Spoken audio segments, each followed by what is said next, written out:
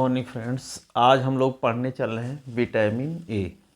तो vitamin A पढ़ने पिछले लेक्चर में हम लोग देख चुके थे विटामिन क्या है और विलेयता के आधार पर विटामिन कितने प्रकार का होता है। तो विलेयता के आधार पर हम लोग पिछले लेक्चर में देखे थे विटामिन दो प्रकार का, एक जल विलेय और दूसरा वसा विलेय। विटामिन बी और सी जो होता है उसको हम लोग जल विलेय में लिए थे और ए डी ई के ये जो विटामिन था ये पढ़े थे हम लोग वसा विलेय यानी फैट सॉल्युबल। तो अब हम लोग विटामिन ए के बारे में अब डिटेल में हम लोग देखते हैं। तो विटामिन ए के बारे में देखते हैं तो इसका पहली बात ये होती है कि विटामिन ए का रासायनिक नाम क्या है, ये पूछा जाता है। इसका केमिकल नेम क्या है? तो विटामिन ए का रासायनिक नाम जो होता है वो रेटिनॉल होता है। विटामिन ए का रासायनिक नाम जो है वो रेटिनॉल होता है। अब देखिए इसको हम लोग ऐसे भी याद कर सकते हैं कि विटामिन ए का संबंध जो है आँख से होता है। ज़्यादातर ये आँख की समस्या इससे होती है, तो आँख में रेटिना होता है, तो उसी से हम लोग कोरिलेट करके समझ सकते हैं कि विटामिन ए का रासायनिक नाम रेटिनॉल।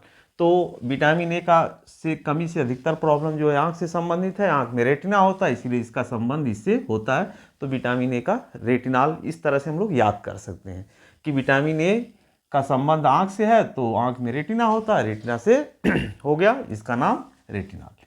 अब देखिए तो इसको इससे कोरिलेट करके हम लोग पढ़ लिए कि विटामिन ए का रासायनिक नाम रेटिनॉल होता है।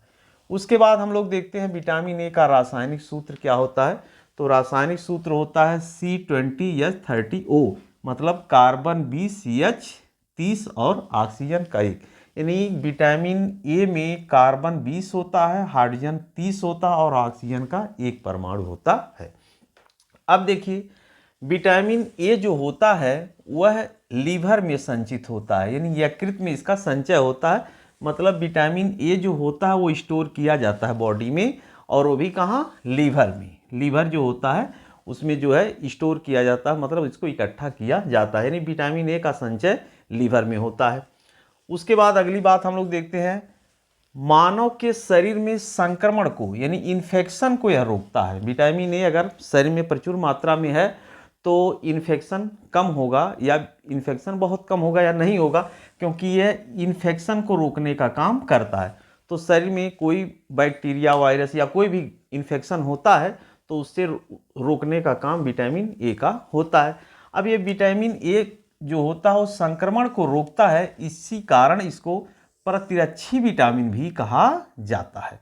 प्रतिरक्षी विटामिन मतलब हमारे शरीर की रक्षा करता है, इसी कारण इसको प्रतिरक्षी विटामिन। अब जब संक्रमण को रोकेगा तो संक्रमण को रोक रहा तो शरीर की सुरक्षा तो कर ही रहा है, रक्षा कर रहा है, इसीलिए इसको प्रतिरक्षी विटामिन के नाम से भी जाना जाता है।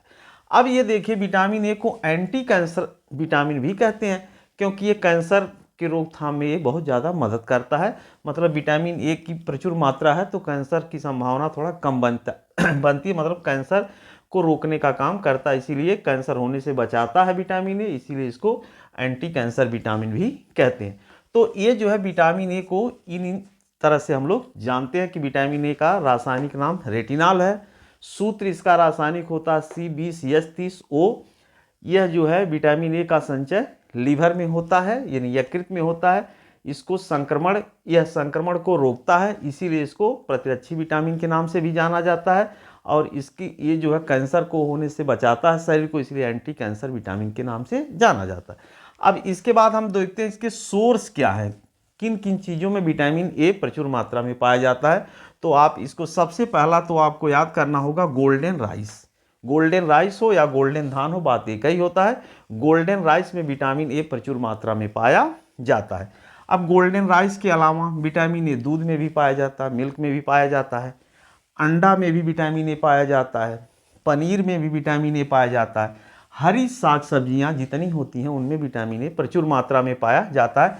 हरी साग सब्जियाँ जो भी हैं उनमें विटामिन ए प्रचुर मात्रा में पाया जाता है। इसके बाद मछली के यकृत का तेल। अब चूंकि यकृत में विटामिन ए का संचय होता है तो यकृत में ऑब्वियस सी बात है कि विटामिन ए होना चाहिए, होता है। तो मछली के यकृत में विटामिन ए पाया जाता, तो मछली के यकृत के तेल में विटामिन ए हो गया। गाजर में पाया जाता है, और भी इसके तमाम स्रोत हैं, लेकिन हम लोग इसमें से कम हम लोगों को याद कर लेना चाहिए। गोल्डन राइस ज़रूर हम लोग देख लें, और उसके बाद जो है गाजर देख लेते हैं, मछली के यकृत का तेल। तो इन सब चीज़ों को देखते हैं, इन सब चीज़ों में विटामिन ए प्रचुर मात्रा में पाया जाता है। हाँ, तो अब हम लोग देखने चल रहे हैं विटामिन ए की कमी से कौन सा रोग होता है। तो देखिए, विटामिन ए की कमी से जो है सबसे कॉमन डिजीज जो होता है वो नाइट ब्लाइंडनेस या रतौंधी होता है।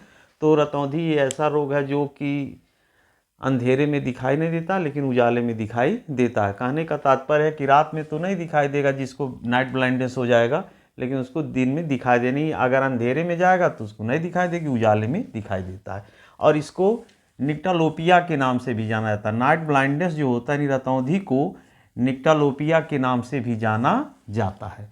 तो ये दोनों डिजीज एक ही है, चाहे रतौंधी नाइट ब्लाइंडनेस कहिए और चाहे निक्टालोपिया कहिए।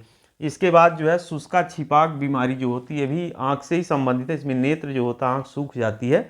और तीसरा जो है जीरोसिस बीमारी होती है विटामिन ए की कमी से, इसमें त्वचा सूख जाती है, स्किन जो है ड्राई हो जाती है। तो इसमें जो है विटामिन ए की कमी से जो है ये आँख से ही संबंधित ज़्यादा समस्याएं होती हैं।